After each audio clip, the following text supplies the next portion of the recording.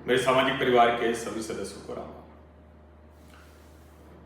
नरेंद्र मोदी सरकार कई मोर्चों पर ऐसे काम कर रही है जो अकल्पनीय थे। अभी जिस दिशा में मोदी सरकार जा रही है, अधिकांश नीतियां ऐसी हैं जो भारत को विकसित करने के लक्ष्य की तरफ ले जाती हुई दिखती है। कई जगह ऐसी हैं जहां मोदी सरकार बड़ा काम कर रही है लेकिन फिर भी अपेक्षित परिणाम नहीं मिल रहे हैं। लेकिन उनकी नीति, नीयत और मंशा वो एकदम दुरुस्त दिखती है। नरेंद्र मोदी खुद नीतियों को लेकर बहुत स्पष्ट हैं। गुजरात के मुख्यमंत्री के तौर पर उनका जो कार्यकाल था, उनका जो अनुभव था, वो प्रधानमंत्री के तौर पर काम आ रहा है। हर किसी की जवाबदेही है।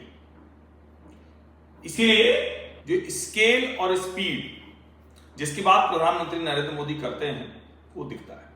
फिर चाहे वो सोलर के मामले में हो, फिर चाहे वो जो इलेक्ट्रिक व्हीकल के मामले में हो, फिर चाहे वो सेमीकंडक्टर के मामले में हो, आर्टिफिशियल इंटेलिजेंस के मामले में हो। हम ये कह सकते हैं कि अभी हम वहां कहां खड़े हैं क्योंकि बहुत सी चीजें हैं, लेकिन मोटा मोटा मोदी सरकार हर वो काम तेजी से करना चाहती है जहां भारत विकसित देशों के मुकाबले खड़ा हो सके।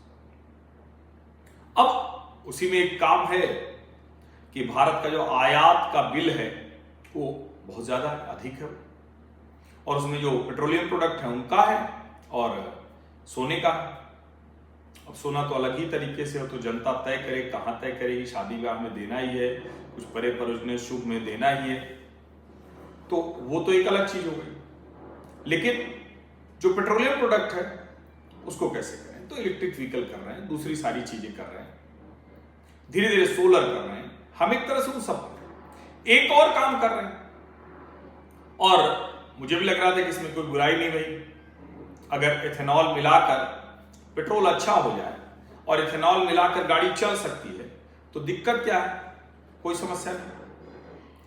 लेकिन एथेनॉल जब से चर्चा शुरू हुई, और चर्चा तो कही जाती है यूपीए के समय की, और भारतीय जनता पार्टी के नेताओं को, प्रवक्ताओं को, उनके शुभचिंतकों को अब यूपीए शासनकाल का वो शासनादेश या नोटिस, सूचना वो दिखाना पड़ रहा है कि देखो उस समय से ये चल रहा है। तो इसका सीधा सा मतलब हुआ कि वो खुद भी आश्वस्त नहीं कि एथेनॉल का परिणाम क्या।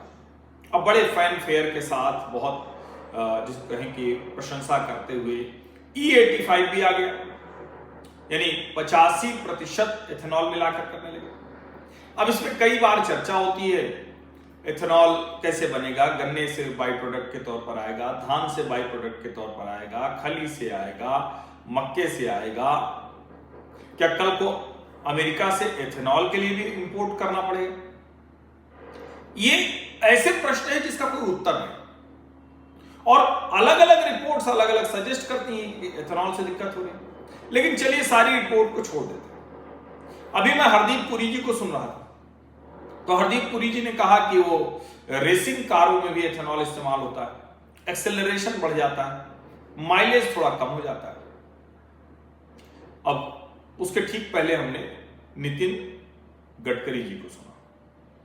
अब नितिन गडकरी जी, मैं बार बार कहता हूं कि परफॉर्मिंग मिनिस्टर कह के कब तक वो जो गड़बड़ करते हैं या उनके मंत्रालय में गड़बड़ होती है उसको छिपा लिया जाएगा। आपको याद होगा एक पत्रकार को उन्होंने हड़का दिया था जो उसने कहा कि भाई टोल पे हमको छूट दीजिए।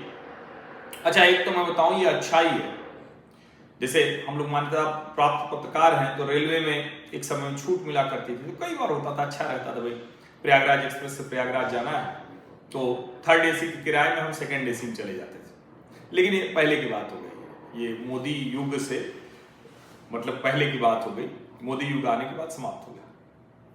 फिर क्या है कि टोल वगैरह पर तो नहीं छूटता था कभी, लेकिन पहले जब वैसे था तो पत्रकार दिखा के चले जाते थे, हालांकि वो भी बड़ा असहज करने वाला था। अब फास्टैग आ गया, लेकिन नेताजी लोग तो अभी भी फास्टैग में छुड़वा लेते हैं, और समझ में नहीं आता जब सरकार का हाईवे सब कुछ, तो सरकारी गाड़ियों पर भी फास्टैग क्यों नहीं लगता? ये उसका भी एक बजट बनाइए, ईमानदारी क्यों होनी चाहिए। पत्रकार को तो गडकरी जी ने हड़का दिया, उनको अच्छा लगता है, उनका बड़बोलापन, वो किसी को भी हड़काने में अपना, अच्छा ईश्वर की कृपा से धन धान्य से संपन्न है, बड़ी कम उम्र में भारतीय जनता पार्टी के राष्ट्रीय अध्यक्ष हो गए, महाराष्ट्र में पथ निर्माण मंत्री थे लोक निर्माण विभाग के, तो हाईवे वगैरह बनाया। लेकिन क्या किसी को याद है कि अटल बिहारी वाजपेयी की सरकार में भुवन चंद्र खंडूरी ने क्या काम किया था, और क्या कोई नितिन गडकरी जी से कमजोर काम किया था? लेकिन भुवन चंद्र खंडूरी ऐसे माहौल बनाने वाले नहीं थे। नितिन गडकरी काम नहीं कर रहे हैं ऐसा नहीं, काम खूब करते हैं, तेजी में करते हैं। लेकिन इस सरकार में अगर किसी एक मंत्री की वजह से इस सरकार की, मोदी सरकार की छवि ध्वस्त हो रही है, तो पहले नंबर पर नितिन गडकरी का नाम आया। हरदीप पुरी, धर्मेंद्र प्रधान का नाम दूसरे तीसरे नंबर पर आया, पहले नंबर पर नितिन गडकरी का नाम आया। अच्छा, चूंकि राजनाथ जी ने एक बार कहा था कि मोदी सरकार में इस्तीफे नहीं होते तो त्यागपत्र तो हो नहीं रहा, लेकिन जो नरेंद्र मोदी जवाबदेही के लिए जाने जाते हैं, विभाग की, सचिव की, मंत्री की, ऐसे मामलों में जवाबदेही नहीं दिखती। अब इसको कोई कह रहा है कि ये तो अफवाह है, कोई कह रहा है कुछ है, बीच में आए बीमा कंपनियां बीमा नहीं देती, बाद में पता चला कि दे रही हैं, तो ये भी साफ साफ दिखता है। अब सवाल तो यही है कि क्या ये जो एक जनता से सीधे जुड़ा हुआ मुद्दा है कि एथेनॉल जुड़ने से दिक्कत होती है, एथेनॉल जुड़ने से गाड़ियों का माइलेज कम हो जाता है, क्या उसको एड्रेस नहीं किया जाएगा? उसको ये कहकर खारिज कर देंगे मंत्री जी, माननीय मंत्री जी, कि एक लॉबी है बहुत बड़ी जो चाहती तेल आयात होता है। तो भैया ये भी बता दो कौन सी लॉबी है, क्योंकि ठीक है नायरा और दूसरी छोटी छोटी कहें कि मात्रा के लिहाज से छोटी हैं, अभी कहां 1 लाख के ऊपर पेट्रोल पंप, कहां 6-7 हजार पेट्रोल पंप। तो क्या सरकारी तेल कंपनियां लॉबी कर रही क्या कि एथेनॉल ना मिले?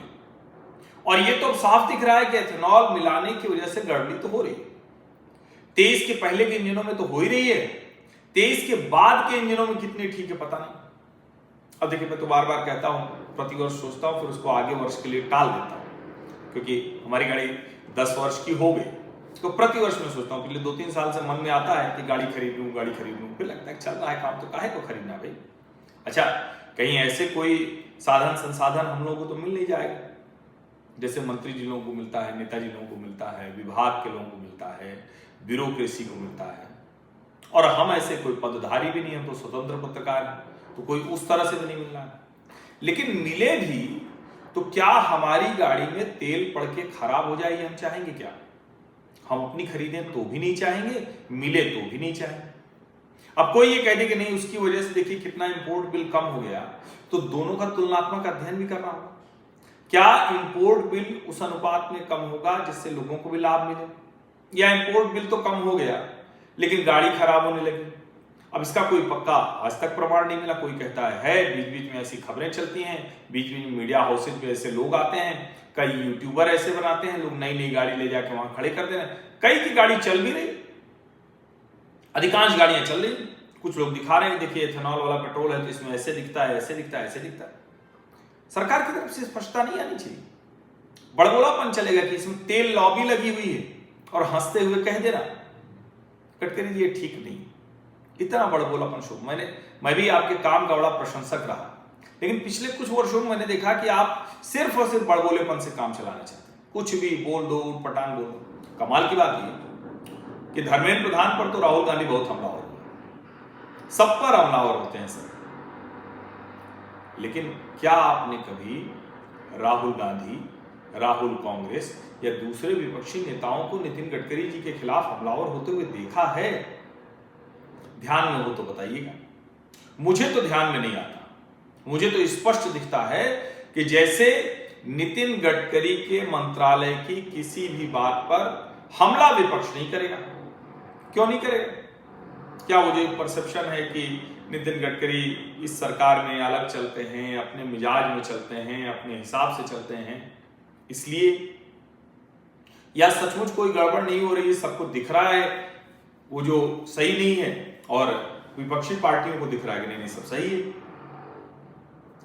और इसीलिए मैं कह रहा हूं कि चूंकि जनता जो कहते हैं ना समाधान चाहती है, संदेह दूर करना चाहती है, अगर संदेह बना है इतने लंबे समय से एथेनॉल को, फिर कितना पानी लगेगा, गन्ने और धान इसकी उपज, इसकी फसल तो कम करनी चाहिए। नीति आयोग के सदस्य हैं रमेश चंद, वो कहते थे 5-6 साल पहले मैंने उनका इंटरव्यू किया था, नहीं और समय हो गया होगा, तो वो बताते थे कि भाई धीरे धीरे कम करना है, पंजाब में एकदम कम करना है। तो फिर क्यों ये एथेनॉल की तरफ हम जा रहे हैं? और क्या एथेनॉल जो आएगा भले देश में बनेगा लेकिन दूसरे उससे असंतुलन होंगे? ये सारे प्रश्न हैं और इन प्रश्नों का उत्तर तो मिलना चाहिए। मैं फिर कह रहा हूं, अगर आपको लगता है कि नितिन गडकरी के अलावा कोई हाईवे नहीं बना सकता है तो भैया भुवन खंडूरी को याद कीजिए, भुवन चंद खंडूरी को। अब वो नहीं रहे, उनको याद कीजिए। बाकी मैं फिर कह रहा हूं, परफॉर्मिंग मिनिस्टर हैं, बड़ा काम करते हैं, लोग उनके बड़े प्रशंसक हैं, अपने लोगों के लिए खड़े रहते हैं, काम दिलाते हैं, उनके आसपास लोग सर्वगुण सर्व सुविधा संपन्न हो जाते हैं, लोगों को अलग से मदद करते हैं, पैसा देते हैं, कहीं खड़े रहते हैं, सब उनका अच्छा है, उनके बारे में बड़ी अच्छी छवि है। लेकिन फिर वही सवाल है, जनता के इतने बड़े वर्ग के मन में अगर संदेह है, उसको मुश्किल हो रही, तो उसका समाधान देना चाहिए या तेल लॉबी की बात करनी चाहिए? लॉबी है तो आपकी सरकार है, सरकार को कहीं पकड़ के उनको किराने कर, यही बात है। बहुत बहुत धन्यवाद। सब्सक्राइब अवश्य कर लीजिए, नोटिफिकेशन वाली घंटी दबा लीजिए, लाइक का बटन दबा लीजिए, अधिक से अधिक लोगों तक इस वीडियो को पहुंचा दीजिए। धन्यवाद।